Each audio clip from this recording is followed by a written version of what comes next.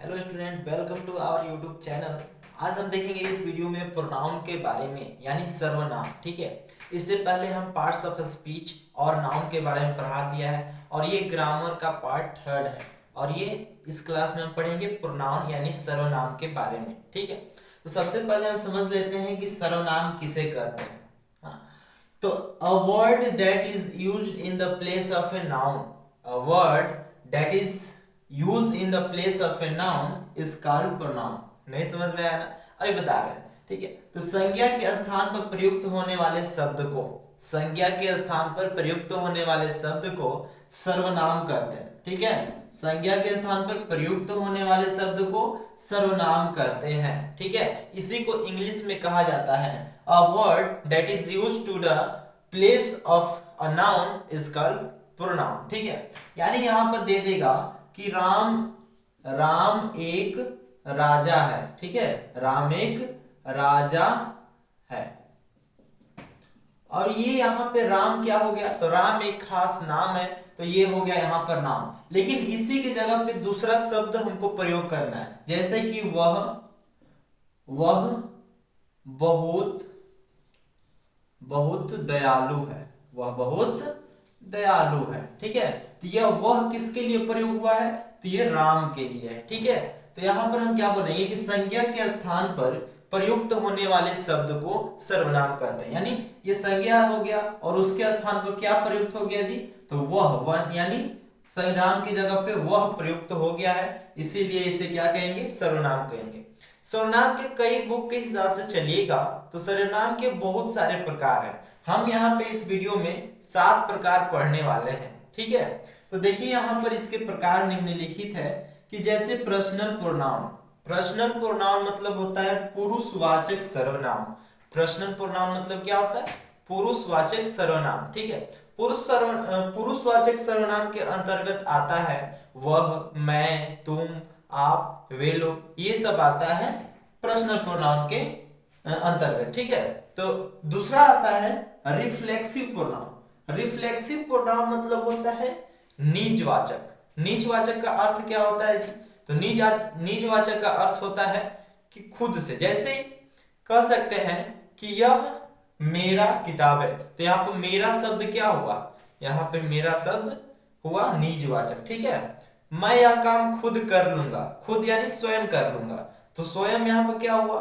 तो यहाँ पर हो गया निजवाचक, यानी खुद से जो होगा, स्वयं हो, उसे क्या कहेंगे? रिफ्लेक्सिव प्रोनाउन यानी निजवाचक सर्वनाम। ठीक है, अगला होता है तीसरा number demonstrative pronoun. Demonstrative pronoun जिसे हम लोग कहते हैं संकेतवाचक सर्वनाम। जिसे हम क्या कहते हैं? संकेतवाचक सर्वनाम। ठीक है, तो संकेतवाचक सर्वनाम के अंतर्गत क्या आता है? तो संकेत मतलब किसी चीज को संकेत देना। ठीक है, जैसे कि हम यहाँ पर कह रहे हैं कि यह बोर्ड मेरा है। ठीक है, तो यहाँ पर यह शब्द आया, वो संकेत कर रहे हैं कि यह शब्द है। ठीक है, जैसे यह बोर्ड मेरा है, तो यहाँ पर यह एक संकेत किया जा रहा है, तो इसीलिए यह, वह, ये सब कैसा हो जाएगा? तो संकेतवाचक सर्वनाम हो जाएगा। ठीक है, आगे आता है कि रिलेटिव प्रोनाउन। आगे क्या आता है?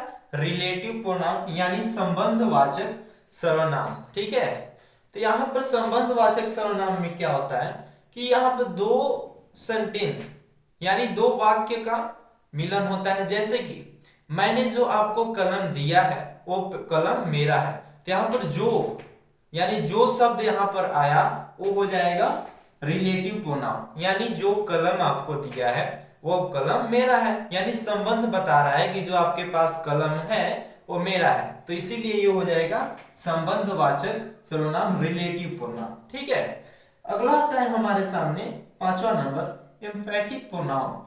एम्फेटिक प्रोनाउन मतलब होता है दृढ़वाचक सर्वनाम। दृढ़वाचक सर्वनाम मतलब अटल टाइप का होना चाहिए। दृढ़ मतलब अटल टाइप का, जैसे एकदम अपनी बात पर विश्वास हो। जैसे कि कोई भी हो सकता है कि मैं 4 घंटे पढ़ूंगा ही। ठीक है, मैं स्वयं से अपना काम करूंगा। ठीक है, वो अटल कर रहा है, दृढ़ से।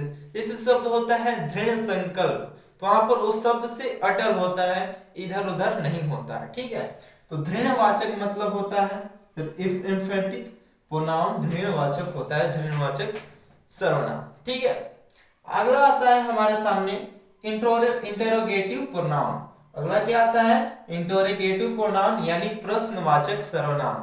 ठीक है, तो प्रश्नवाचक सर्वनाम के अंतर्गत आता है कुछ प्रश्न, जैसे कि आप कहाँ जा रहे हैं। ठीक है, आप कहाँ जा रहे हैं, इसमें कहाँ शब्द आया है, तो कहाँ का मतलब पूछा जा रहा है, कुछ वाक्य पूछा जा रहा है, तो यहाँ पर कहाँ जो शब्द हुआ वो इंटेरोगेटिव प्रोनाउन हुआ। ठीक है, आप क्या खा रहे हैं, जैसे सेंटेंस आ जाएगा कि आप क्या खा रहे हैं, तो इसमें भी क्या शब्द आया है बीच में, तो क्या क्या हो जाएगा जी, तो ये हो जाएगा इंटेरोगेटिव प्रोनाउन। ठीक है, अगला आता है कि इंडिफिनिट प्रोनाउन। क्या हो गया? इंडिफिनिट प्रोनाउन यानी अनिश्चयवाचक सर्वनाम। अनिश्चयवाचक सर्वनाम का होता है कि जो कि निश्चित न हो। अनिश्चय मतलब जो निश्चित न हो। ठीक है, जैसे में क्या हो गया, जैसे कुछ लड़के खेल रहे हैं।